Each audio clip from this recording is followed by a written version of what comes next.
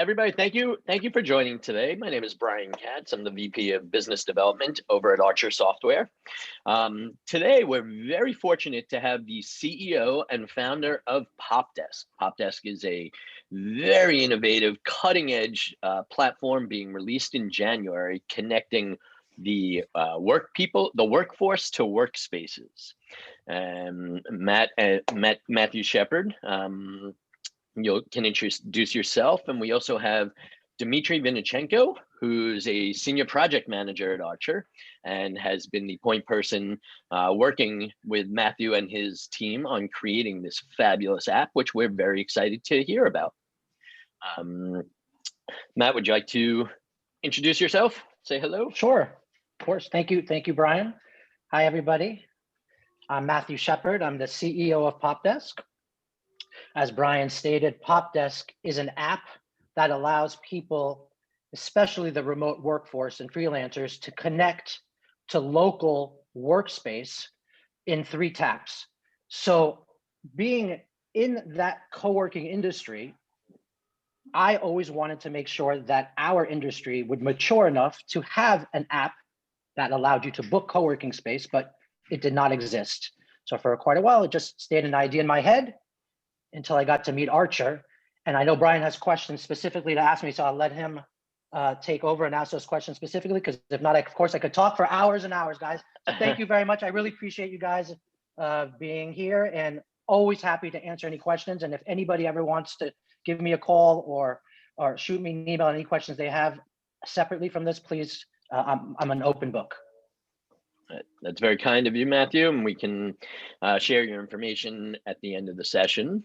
So why don't you tell us a little bit about yourself before PopDesk and what your background was that led you to it? So I am the former co-working director for the World Trade Center. The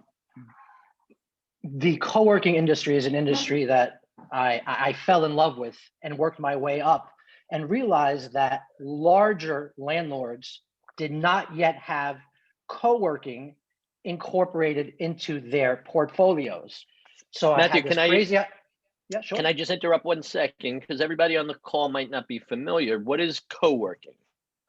Absolutely. Well, co-working is really defined as shared workspace. So instead of having one tenant take the entire floor, what we do is we divide up a floor into multiple offices and infrastructure that's common area for everybody to share. So if you're a company for 2 people, you could rent a space in the World Trade Center if they had a co-working space, but obviously the entire floor would make no sense for you. It'd be 5,000 square meters or 50,000 square feet. So co-working permits smaller companies to have an infrastructure that's shared, and thus allows them to be, in our case, in Class A buildings that they could never be on their own. Thank you. So you had been working in the co-working space. So I've been working in the co-working space for 15 years, and I then got the privilege to be the co-working director for the World Trade Center, where we built out over 100,000 square feet of co-working space and a quick shout out to the former CFO of Silverstein Properties of the World Trade Center. She's here on this call, Robin Orbison. She is now the president of CapeSpace. Thank you, Robin, and everybody else for joining.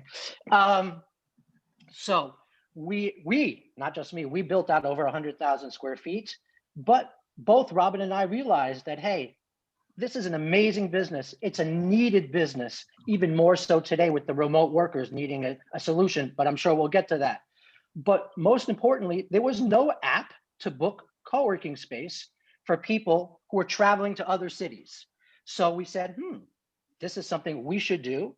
And that's how the relationship with Archer began. That's pretty awesome. Besides that, what else helped you come up with this idea for PopDesk?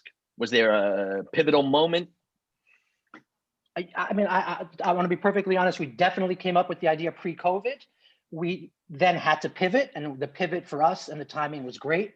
But before, we saw that there was a need that you could book a hotel with 3 clicks of an app. You could get your food with 3 clicks of an app. You could get your car, your airplane, 3 clicks of an app, but yet you could not get a co-working space unless you went in, took a tour, put down a deposit, got a lease. It's called a license agreement in this business, but same thing. And I just said, listen, this industry that I love needs to be modernized, and nobody else is doing it. So we're going to take on that task. So that was the initial reason for deciding to start this app. It's now become even more of a mission now that there's such demand for on-demand office space due to this new remote workforce shift that has occurred due to COVID. And I'm happy to elaborate on that if that's one of the questions. Yeah, sure. No, we'd love to hear your thoughts, what our questions are, but we'd love to hear your thoughts on everything. Very interesting. How did you go about shaping the idea? How long did it take you to really you and Robin and your team to kind of shape the idea? What approaches did you take to that ideation phase before you really said, all right, let's start to build this? Listen, my mind is a little complicated. So taking the idea from my mind to reality was certainly a journey for everybody involved. That started with just Robin, myself, just talking about the idea and just fleshing it out for hours and days and weeks, and it looks months and maybe even a year, Robin, that we might have done that we're doing. And then finally we got to a point where like, listen, this is either going to continue being a dream in our heads, or we need to add a component that we do not bring from a skill set standpoint to the table, which is somebody who understands technology. And when we decided to do that, it's when we were able to make that shift from idea conceptualized in our head, which to a reality. Interesting. What approaches did you take to checking out the market for your idea and whether it was really going to be a good fit and really going to be well adopted by the industry? Well, I'm going to give a little bit of advice, if you guys don't mind. I'm probably a little bit older than most of you, so take it for what it's worth. I think for me, I always had ideas, but they were never in the industry that I was focusing on. For me, the fact that I was actually able to make this a reality was because this is the industry that I love, I'm passionate about, and also very experienced in. I personally would not have been able to take this journey in another industry, despite my having perhaps great ideas for those. So for me, it was being fully immersed and involved, passionate, love for the actual industry, and then just found out that obviously, hey, I'm in an industry that's missing something that many other industries have. Let us be the one to make that a reality. And obviously, if you're not a technology person, please align yourself with somebody who is. So there's a full skill set from the beginning. I had to give up a lot of equity to have an amazing team, but it's going to be worth it because we know that our chance of being successful, I believe, are statistically far greater by having put together this team and now only having half of what I could have. Instead of 100%, I've got under 50, but this is the team that's going to bring this to reality and hopefully to success. As you talk about your team, what went into putting together this fabulous team that you have, aside from the Archer side, but internally, how did you go about finding the proper people for your team? Well, first of all, listen, like, I think it's really important to try to go above your pay grade in everything you do, right? I shot for who I thought would be the most incredible partner to align myself with, bringing my skill set to the table and saying, this is what I'm an expert in. This is what I bring to the table. Here's what you bring to the table.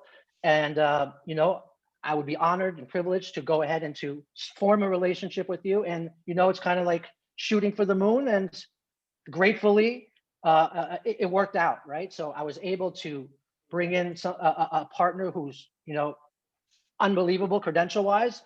And then together, we were just able to let people understand that this was a real serious venture. We're not here just talking. We're not here dreaming. We're planning to pursue this. And though it might take longer than expected, because the journey is long, everybody, it takes a while, we are going to get to what our initial goal is. So always visualize what that end game is. And just in terms of who to team up with, there's a gut feeling, right? You have to trust. Trust is so important. You have to know that character-wise, they want to be part of a startup. It's not easy to be part of a startup.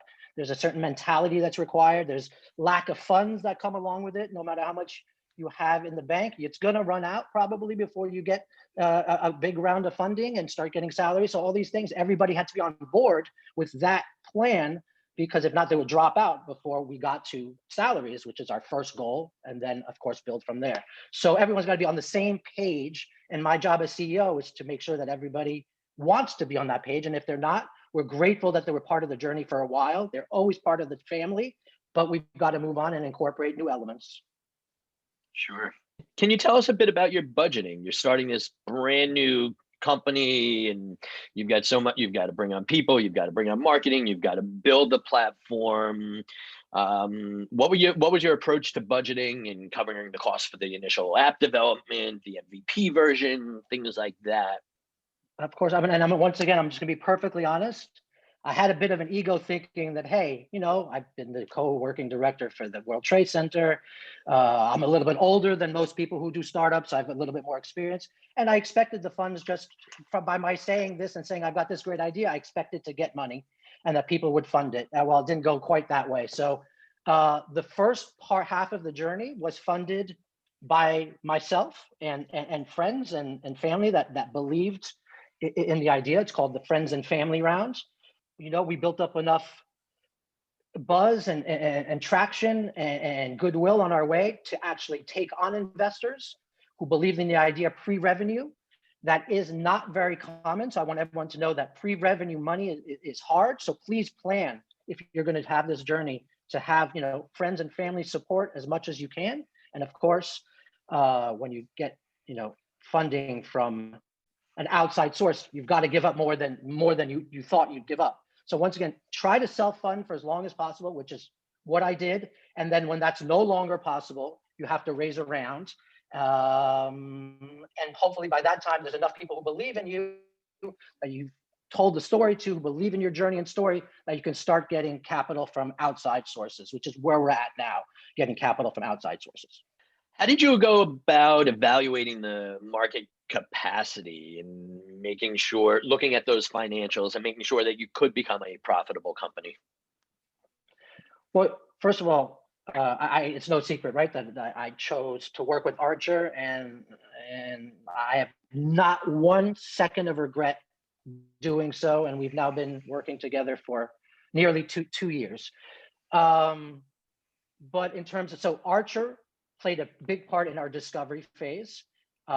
So that's a service they provide, which I would tell everybody to make sure that they take them up on, because you don't want to throw $200,000, $300,000, $400,000, $500,000 in an idea that is not validated. Spend that $5,000, $10,000 to validate that idea first. Now, what does that mean, validate the idea? It means that, hey, there is a market for what I am trying to offer.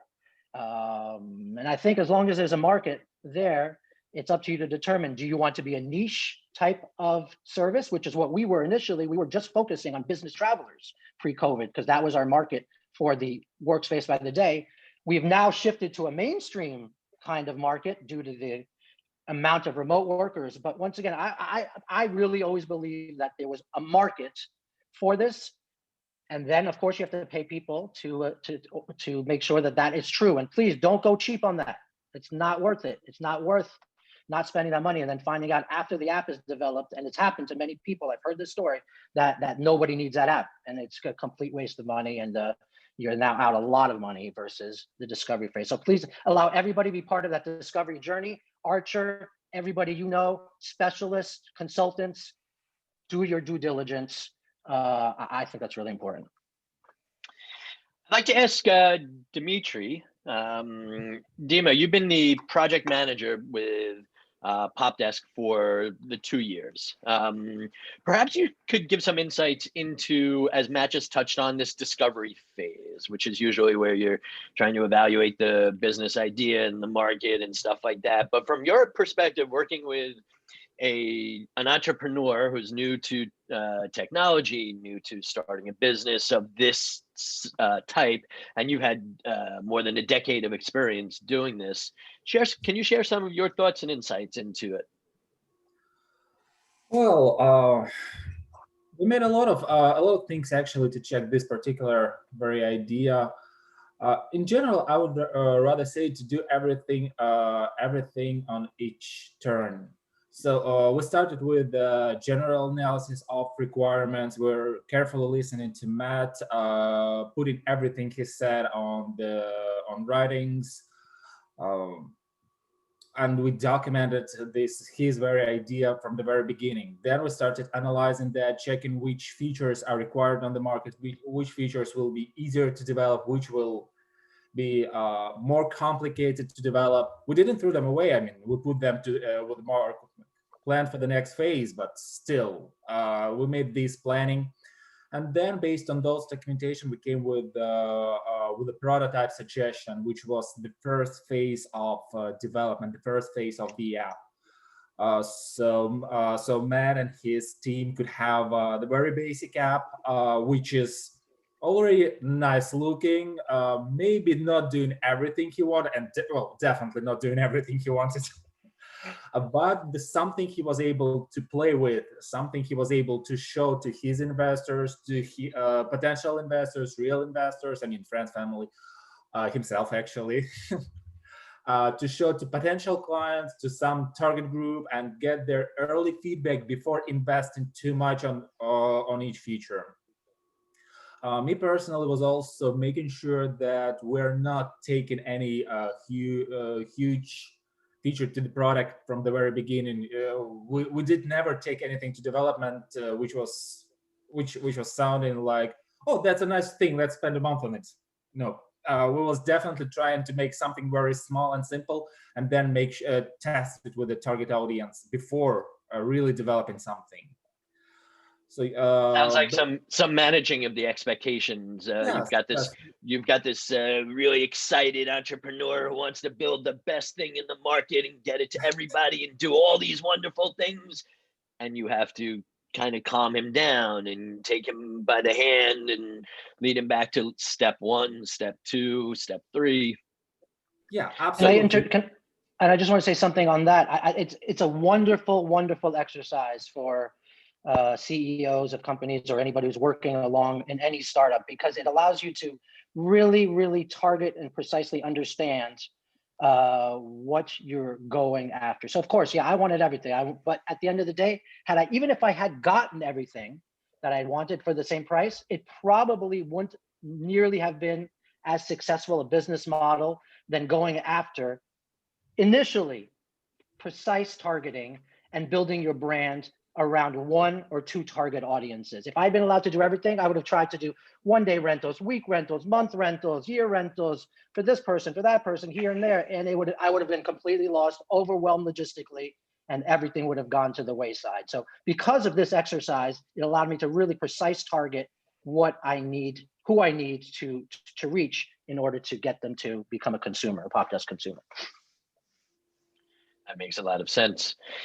Well, you've mentioned a few times this idea of 3 clicks to book an office space, and you mentioned the hotel industry as something that you've kind of tried to mirror a little bit. And if both of you, Matt and Dima, can share a little bit about the process in figuring out what features and functionalities were needed immediately, what features could be passed on down the road, what had to be in the MVP version versus what could be in phase 2 of development, and how you matched up the user needs and the market needs and with those features and functionalities, and how you kind of map them out over the course of a 2-year development process. You want me to start, or you want to go? Yeah, feel free to start.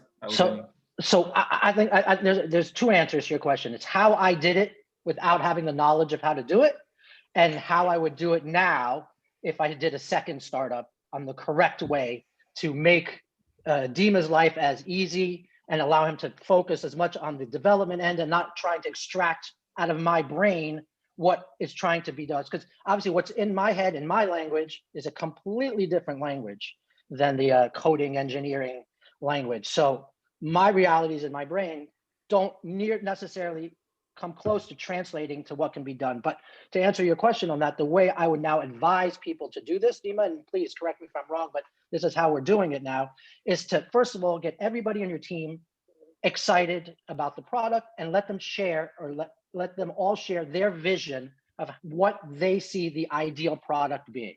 So I always love to start with an ideal.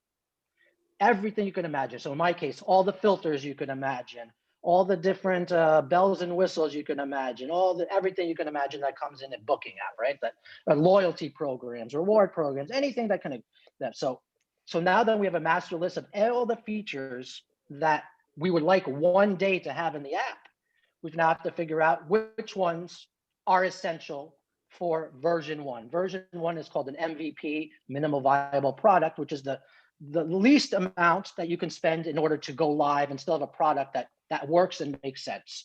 So then we have to take our list and reduce it down to those features that we think are essential.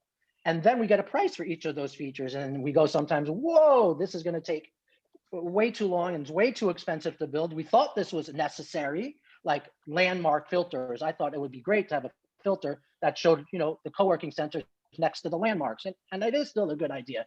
But this is hypothetical. This is not a real situation. But that could have just cost, $50,000. And then you go, whoa, well, maybe that 50,000 can be spent better by having those other features that, so it's really kind of working it by necessity and then pricing it out and then figuring out if this is necessary for version 1, version 2, version 3. And well, you can always keep making new versions. I mean, the goal is for us probably, Dima, how many versions do you expect to have before we go public? I mean, I don't know, but quite a few.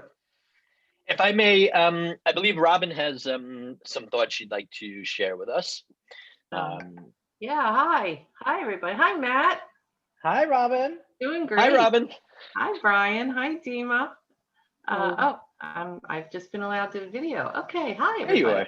Yeah, great to see you. I just wanted to throw something in here because a lot of the conversation has been focused on how we make a product that serves a market for people who need a place to work. But these kinds of apps really have two sides. And I just wanted to say that we spent a pretty fair amount of time dealing with the other facing side of this, which is the operators who participate. Because when Matt says you couldn't do this with 3 clicks for co-working, but you could do it for all these other products, the same problem exists on the other side.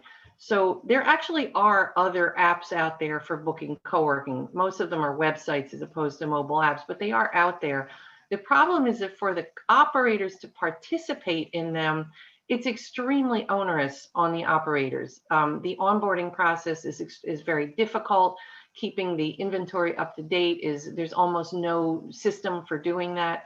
So when we talk about what were the features that this app needed to have, it needed to have a lot of great features for the users, but it also had to have a lot of great features for the operators in order for us to be able to attract the best operators that we could find, because we don't want this to just be, anybody can join in. This is going to be a curated group modeled very much after like a Hotel Tonight type of an app. Thank you, Robin. And I think that's a very good point. We actually had inspiration and followed closely a roadmap from another app that we thought was a fantastic, amazing user app that had a great user experience, which is called Hotel Tonight. So many of our features modeled that.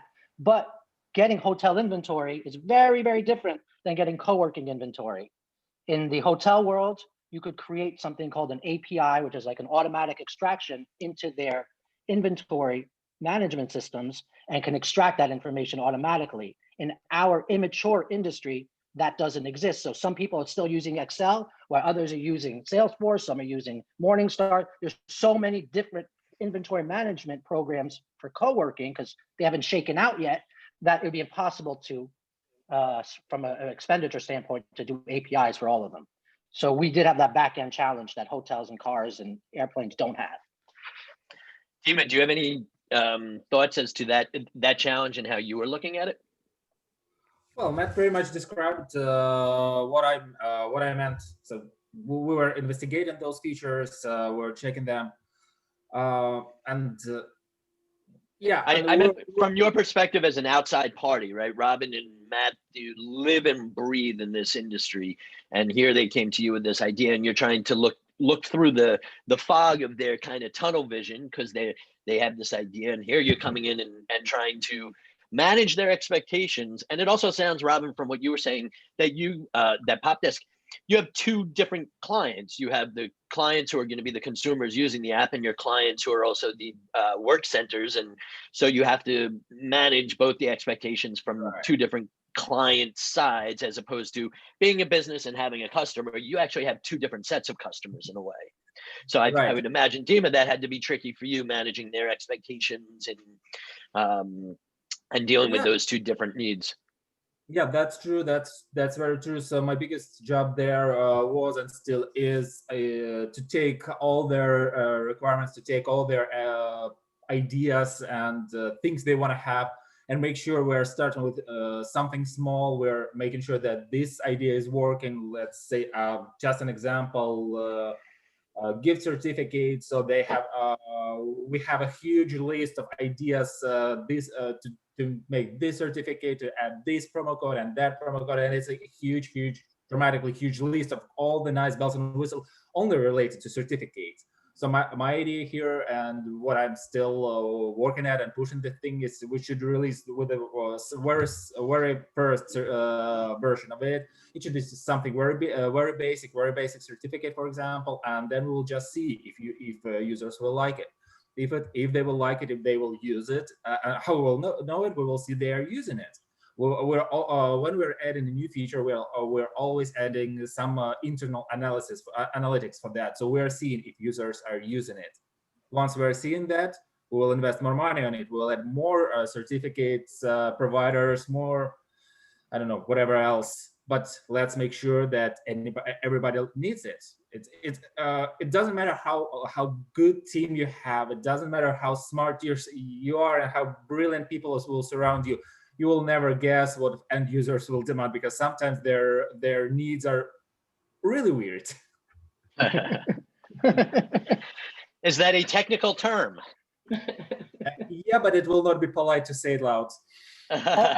Also, everybody, this sounds like a conversation Dima wants to have with me about gift certificates later on, isn't it?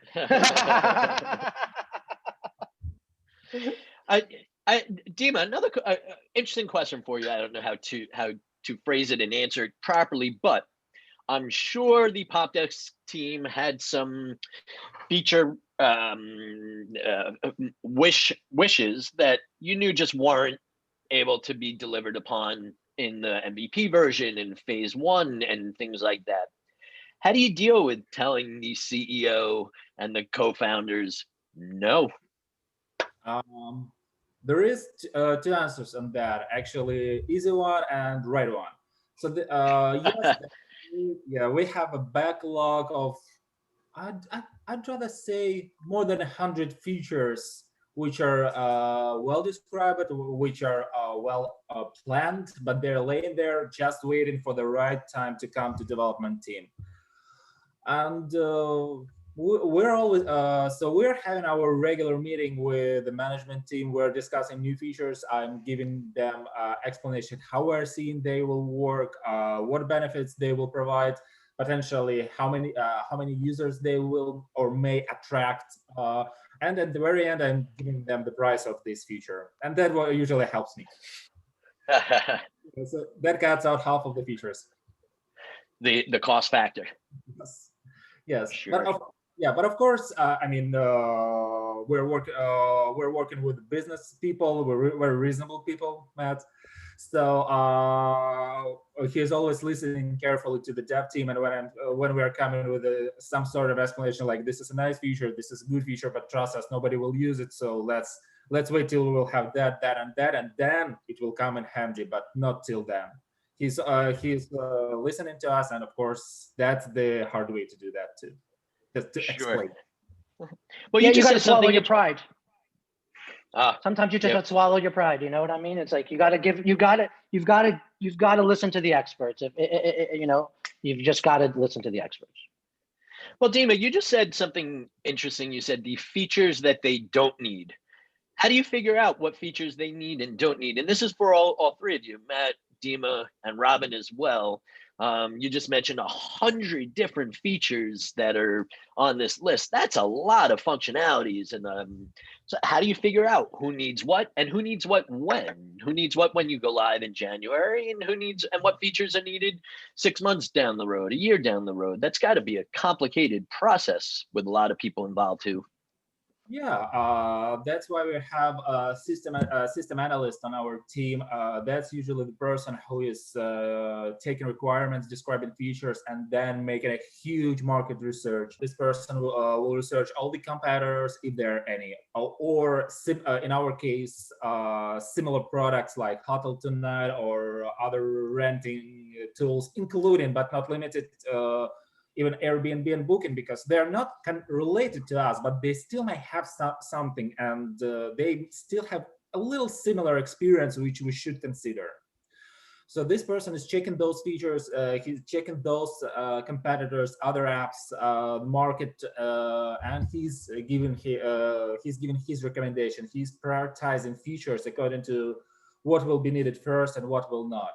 And then after all, there is also a common sense and just basic analysis. I mean, if you don't have an operator dashboard ready yet, you obviously don't need to give the operator opportunity to send a text message to the client, because he will not see the client. He have no dashboard yet.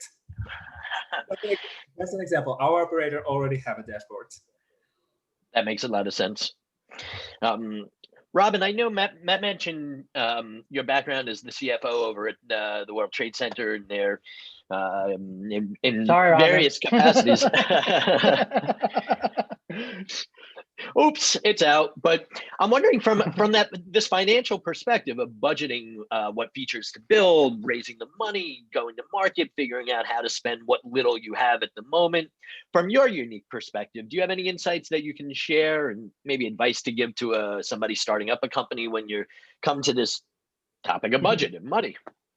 Everyone loves it. Okay, so let me clarify some things here. So first of all, I was the chief financial officer of Silverstein Properties, which is the company that owns and has rebuilt several towers on the World Trade Center site. So I was not the CFO of the World Trade Center. I was technically, I guess, the CFO of Silver Suites, which was the co-working brand that Matt and I were involved in starting at Silverstein Properties. And I am also not the CFO of PopDesk. I am a partner in PopDesk.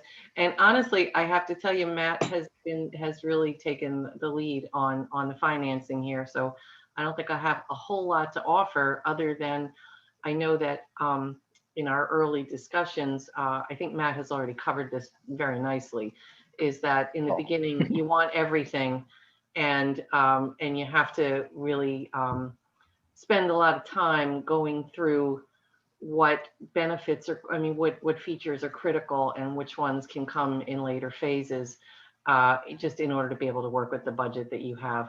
I imagine every startup is going to be in the same boat with very limited funds, uncertainty as to when more funds are going to come, and we could probably have a whole session just talking about that. Funding. But I don't think I have anything specific to add on that. As co-founders, were there times where you guys were at odds over which fork in the road to take regarding the development or the features or things like that?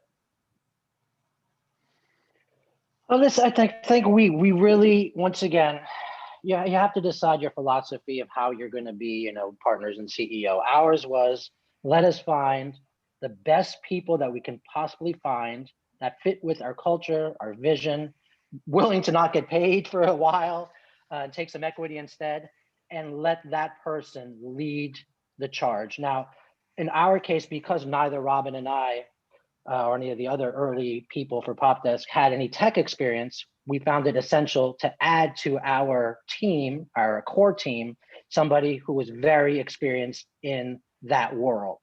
So for us, that became the person that we turned to. It turned out that that gentleman named Michael and Dima got along great, and were able to, together build something way beyond our expectations.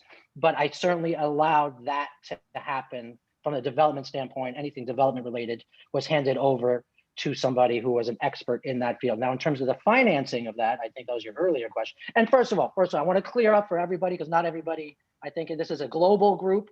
So I know everybody right now is thinking, how is that World Trade Center divided? So I want to explain it to you how it works. So once the two towers were destroyed and it needed to be rebuilt, there was a big bidding process for the land. I'm going to be real quick, Brian. I know this is not about technology, but I know it's interesting for people. There was a bidding process. Mr. Silverstein Properties won that bid to have the land to rebuild on. He himself rebuilt, there's going to be a total of 5 towers. 1 World Trade, 2 World Trade, 3 World Trade, 4 World Trade, and 7 World Trade. He developed all the World Trade Center buildings, but the ownership of 1 World Trade Center, which is the Freedom Tower, the one most famous, is now owned by, actually, interestingly enough, a rival developer called Durst. So 1 is owned by Durst, and 2, which doesn't exist yet, 3, 4, and 7, which all have been constructed and are operational, are owned by Silverstein Properties. So make sure Robin needs to take more credit for what she did. She involved with the majority of the World Trade Center complex, not the crazy 1 building though, but all the rest. So don't let her be too modest about herself. And all that, there must be a question you asked that I forgot. I'm going to ask a different question. Okay, yeah. How did you go about picking a technology partner, and how did you pick Archer? Well, so Robin and I were definitely both in that part of the trenches during that time. So we actually, before we were debating ourselves about whether or not to go with a make-it-yourself type of app software that was very robust, supposedly, but that would allow us to build the app ourselves, kind of like one of those Square websites or those GoDaddy websites that you build yourself. We quickly learned after conversations with them that we would never be able to pull it off by doing it through that business model. So that we needed to find an actual full service developer a software developer. I apologize if that's not the right term, Brian, for what you guys are, but really somebody full service that could handle the complexities of building an app, which is now, I learned this terminology, a full stack app, which is literally a front end like that, Dimitri, and a back end. So we were actually building two apps that we needed to fuse together. Robin and I were obviously looking for great quality, as economical as possible. And we had almost settled on somebody who was in Cape Cod, where Robin now owns Cape Space. If anyone ever goes to Cape Cod, make sure you go to Cape Space. And then last minute, I had a very close friend come to me and say, listen, I think we can do better.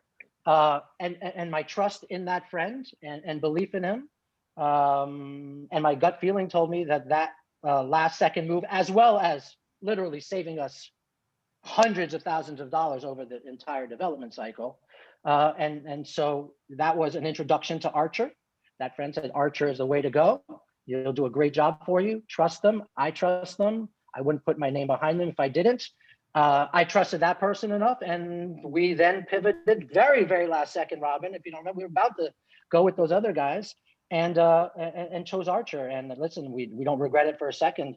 But it was, once again, like a lot of things when you're a startup, it's that gut feeling. It's that last second pivot. You just have to be ready to take advantage of any opportunity that comes in front of you. And that last minute opportunity to work with Archer came to us.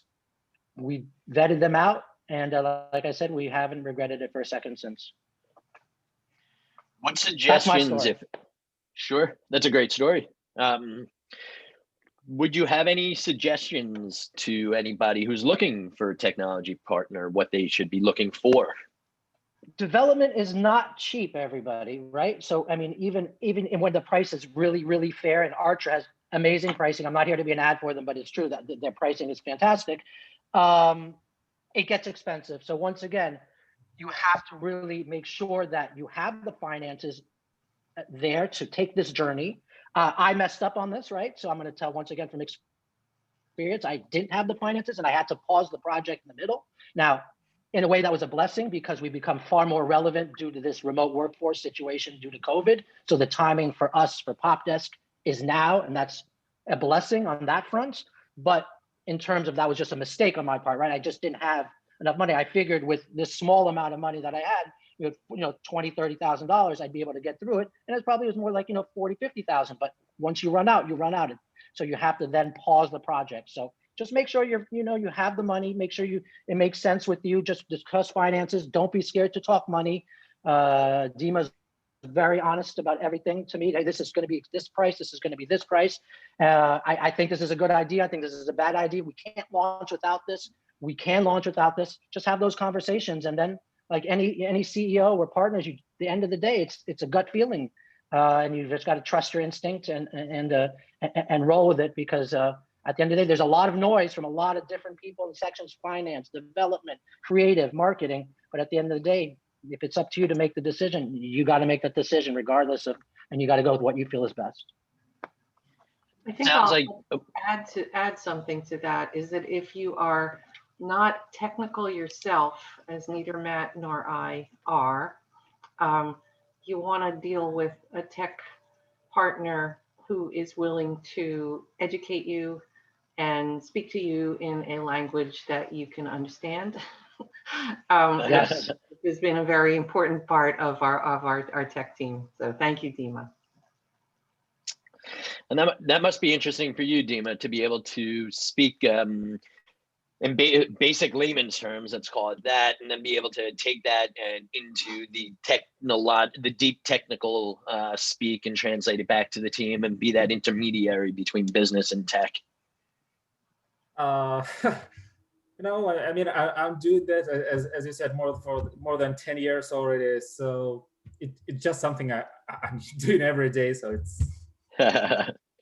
Matt, it sounds like from what you were just saying, if I could take two words that were important to you and Robin and the team: trust, which you said, so easy for me to take that word, but transparency. It sounded like everything that you were speaking about, your conversations with Dima about budget and costs and the reality of certain features and functionalities.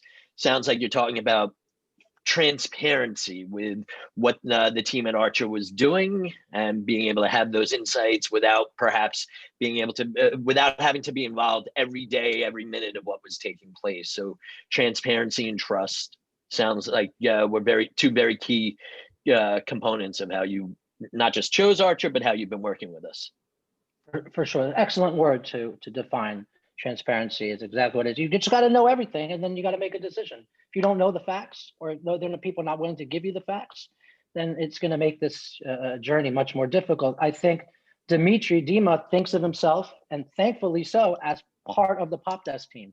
So he's not thinking about ways to Archer, not necessarily thinking about ways to make additional money for Archer, but looking how to make the best product for PopDesk. And I truly believe that comes from his heart, and that he would, say to Archer, listen, I know we could probably make a little more money this way, but I really believe this is the right way for PopDesk. And I believe the entire Archer team would go on board with that. So that transparency is really important. Yeah, absolutely. When I work, since I'm working on this product, I'm fully dedicated to this product, and the success of the product is my main goal. I mean, I can try. I can, but probably try and make some more money for Archer. But I mean, I'd rather make a good product, and we'll keep our jobs for years and years. If one product will be successful, it is even more better for myself. So I mean, I'm a little bit selfish. Long-term vision for all of us, yes. And I'll say from my perspective, you said something before, development is expensive. Development can be cheap, but you get what you pay for. And as much as that's a cliche, I'm sure Dima can share many a horror story, as can I, of companies coming to us after trying to build something as inexpensive as possible, which always blows my mind. The fundamental core of your business is this technology platform. Why do you think that is the area to go cheap on, to go inexpensive on? Obviously, you don't need to go the most expensive and platinum servers and everything, but you get what you pay for. And if you go cheap with a company that says, we can build it for you, and you never hear from them again until they deliver you something, 99 out of 100 times, that's wrong, incorrect. Your business has changed in the course of the development. Your needs have changed. The marketplace has changed. And that's actually my next question for you guys is the pivoting that you've undergone in the last 2 years, going from pre-COVID to this COVID environment, which only amplified the needs for your business. How did you handle pivoting in 2020? And what advice could you give about that? Being from a technical perspective, we call that agile, being able to evolve and change as the needs change. But from your perspective, specifically pivoting in 2020, everybody's had a lot of challenges. How did you guys deal with that?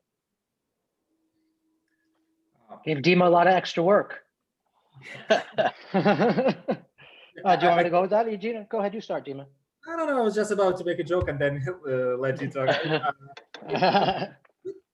It's not that my life dramatically changed, so I wasn't having any complications with that.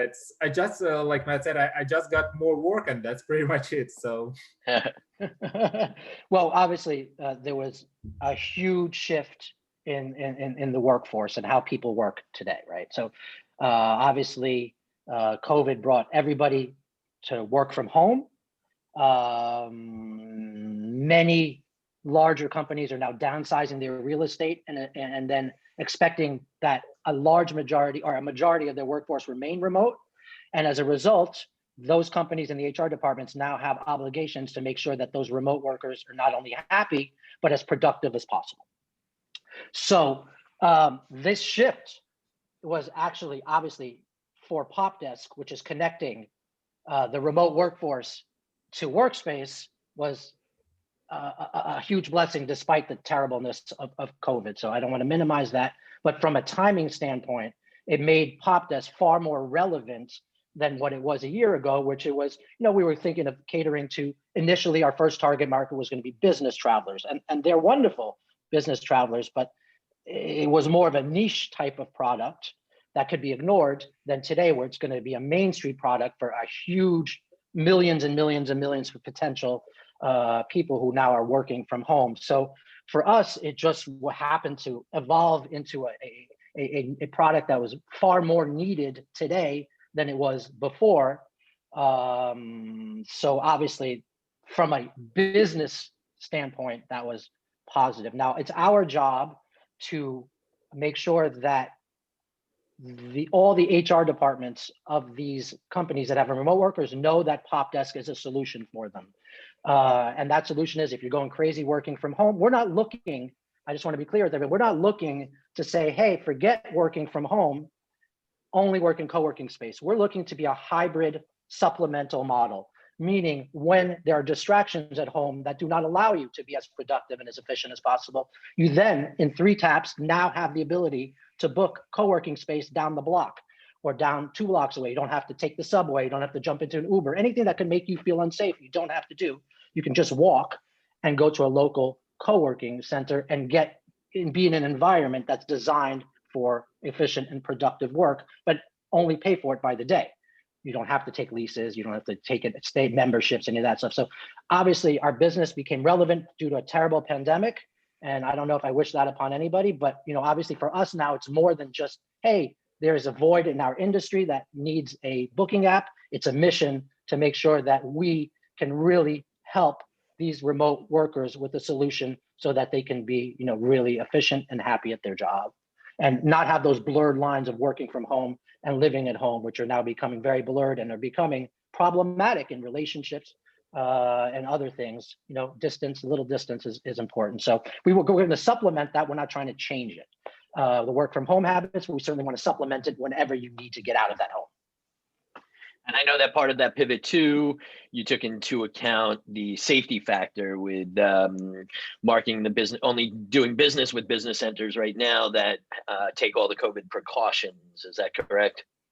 That is correct. And I think it's also very advantageous that I would be my own client. Robin would be our own client. We're people that, have work from home a lot of time. Well, Robin less now, but work from home, and that because of my daughter who's doing schooling from home and 3 dogs, and my fiance who also has a business working from home. I'm that type of person who would need to get out and become my own client. I think that's a very important, if you could be your own client of your own product. So I've gone out personally to each co-working center to vet them myself, to make sure that they're safe, to make sure that I feel comfortable. I would not want to ask anybody else to come to a place unless I was there physically myself and felt comfortable being there. So I'm taking those vetting. Not only are they following the protocols and I'm making sure they're following all the COVID safety protocols, but I'm actually going to each center that's going on our platform to ensure that that's the truth. And I feel comfortable because I can't ask anybody else if I don't feel comfortable. I certainly can't ask anybody else to come into to a co-working center. So that's my philosophy on that. That's fabulous. As we're going to start to wind up this wonderful webinar, and thank you both Matthew and Robin and Dima as well. Can you share with us what your plans are for the future? I believe you're planning on launching the app on the App Store in January, and things are really starting to get really exciting for you guys, and we're all very excited to see wonderful things and how PopDesk is going to help all of these the gig economy, the gig worker right now. But what are your plans for the future, both short term and long term? For PopDesk specifically? Yes, not. I know you're going to get a haircut. That's part of your future, but. Listen, I've got big dreams. I think everybody should dream big. That's one of the biggest pleasures in life. So I have no secret in telling people that my vision for PopDesk is for it to become a household name.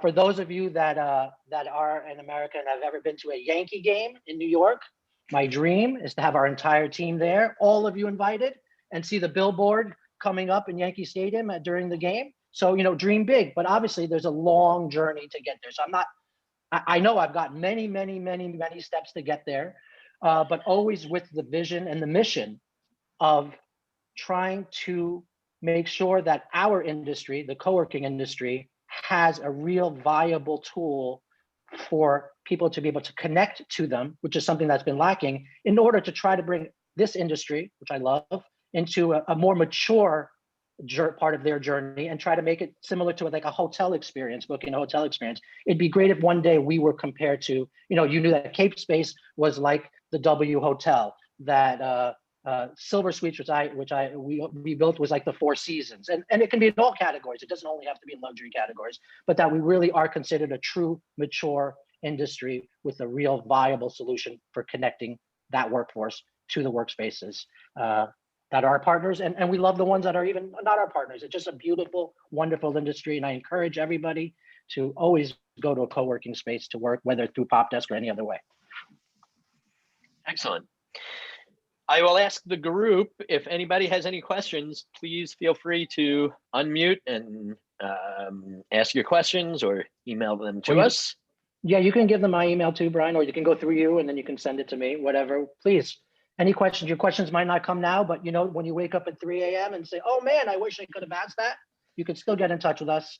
I know, once again, sharing my mistakes, my journey is really important for the future, to not make those mistakes and be able to get to where you need to get to faster than I did, so that you can help solve that problem faster than I did. So, I'd love to share all my mistakes so you guys hopefully don't make the same ones. That's very generous of you. Thank you.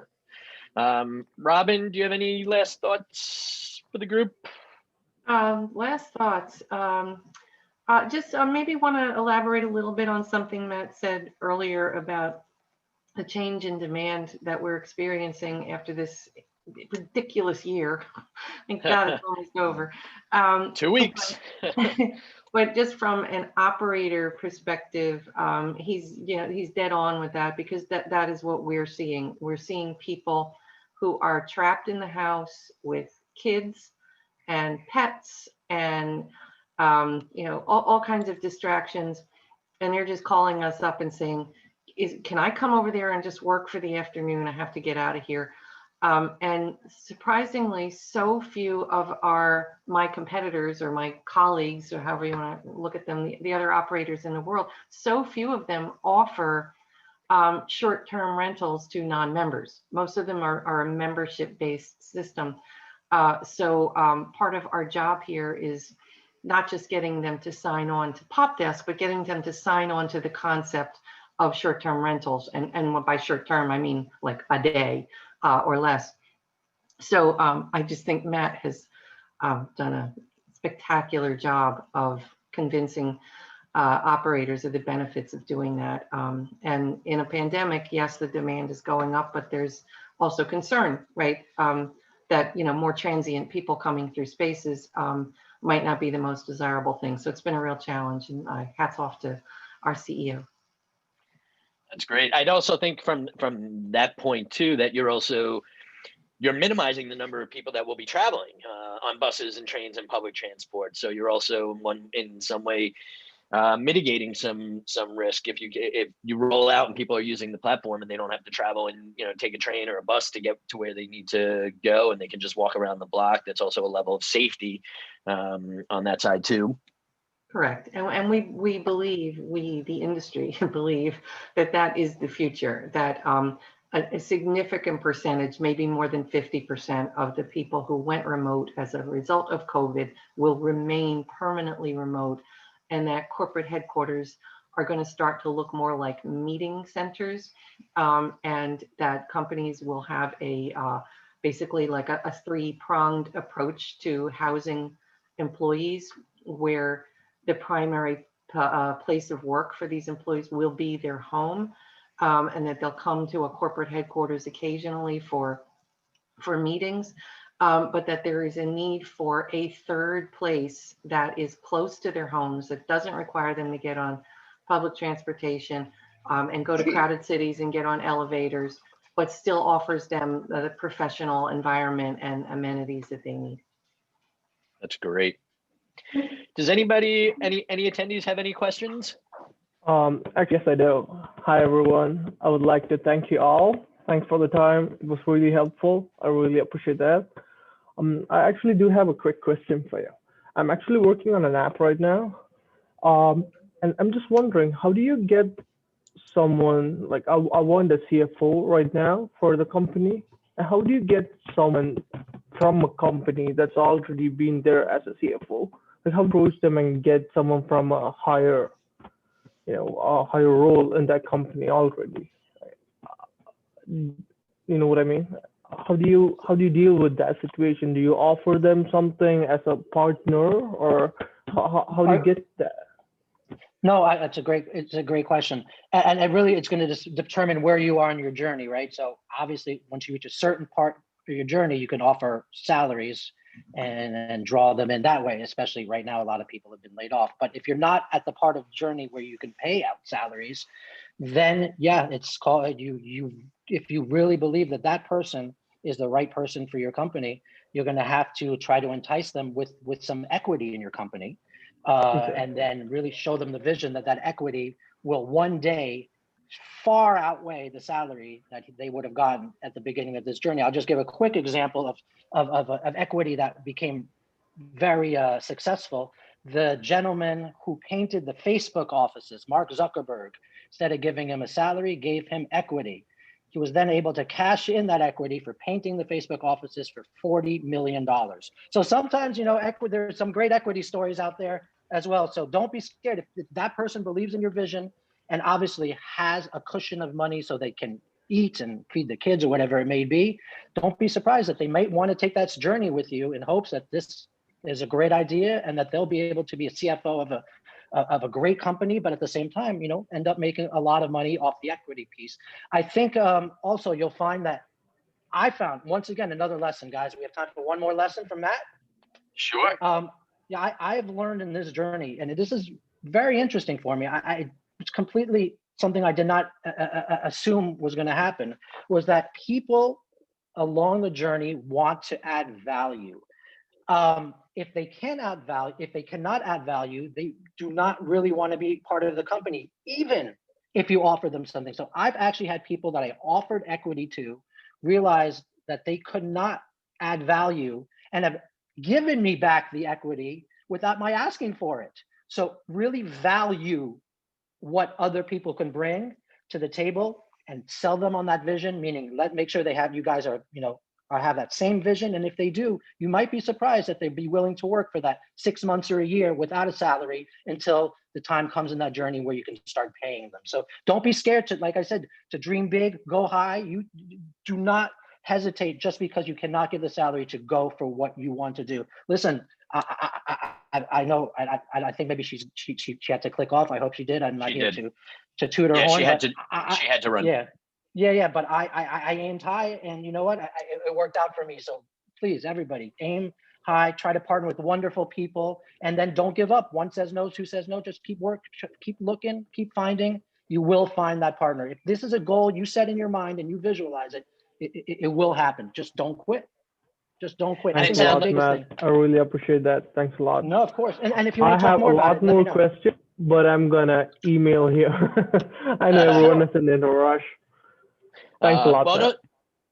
It also sounded, Matt, the coming back to another keyword that you said, passion. If you can find, Jevin, if you can find somebody who's passionate about the app that you built, the industry that you're in, the business that you're trying to build, and the problems that you're trying to solve in your industry, if you find someone who's as passionate about that as you are, then you're going to find it a lot easier to get them to take that risk and join you in an equitable position because they're passionate about those problems that you're trying to solve and the business that you're trying to build.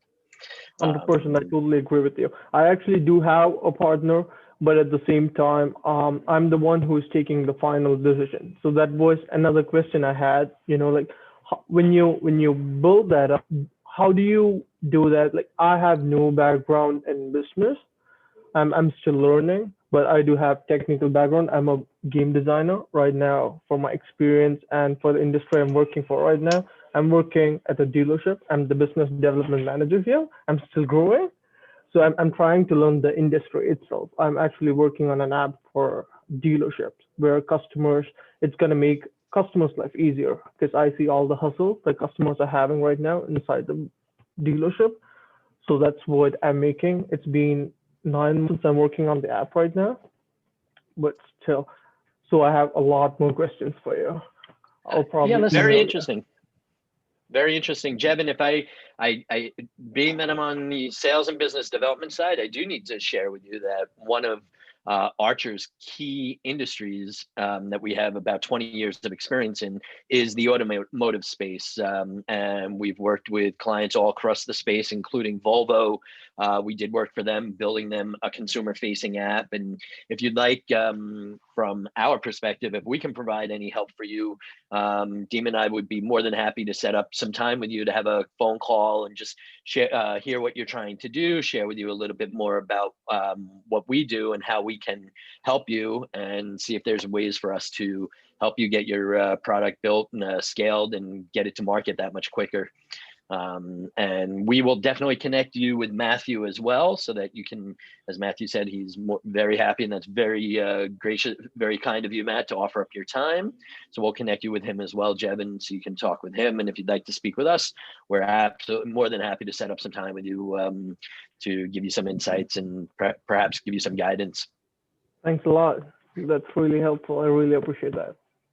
Our pleasure. Dima, any last thoughts from your side? Any advice to give? Well, my advice here will be just get a good team you like to work with. It works for both directions. I mean, you have to work with a good management you're enjoying to work with, and quite the opposite. The management team should have trusted developers. That's a key to success. When you guys work cooperating together, you will solve pretty much everything. Excellent. Matt, any last words? I mean, once again, for for Jevin and anybody else who is, dreaming of solving a problem and doing it, better than anybody else, you believe it, don't quit, but just surround yourself with the right team. It's impossible to do it by yourself, and it's impossible to do it. Listen, if I only knew how to be a coder, I would have to surround myself with someone from marketing and somebody from accounting, just like you're trying to do, Jevin. That's exactly the right strategy. You can't do anything successful by yourself. You need your team. and you need to inspire your team and make sure that they believe in your vision. And sometimes you have to make those tough decisions when they don't agree with you, and even if it's the entire team, but you really believe in something, and then sometimes you've got to make those decisions. So, once again, it's a beautiful journey.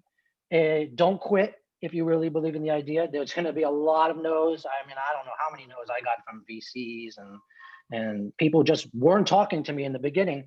There's a book I recommend. It's not the youngest of all books, so it does date back a little bit, but it's called The Tipping Point, which is basically saying that for a while, you need to build up the goodwill until that glass tips over. And once it does, people will start coming to you. But it's a long journey to get to that glass to tip.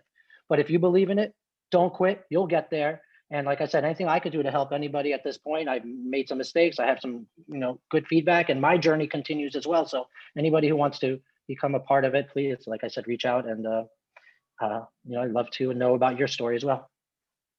Dan, thank you for listening. Well, thank you for joining us today, both you, Robin, who already left, and Dima. Thank you very much. This has been great, a lot of great useful information here.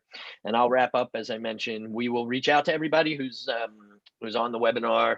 And we'll touch base with you. If anybody wants to reach out to Matthew directly, per his okay, we will connect you with him as well.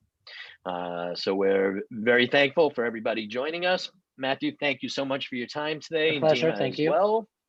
And just wishing everybody a wonderful, happy, and healthy holiday season. And may 2020 be behind us as soon as possible.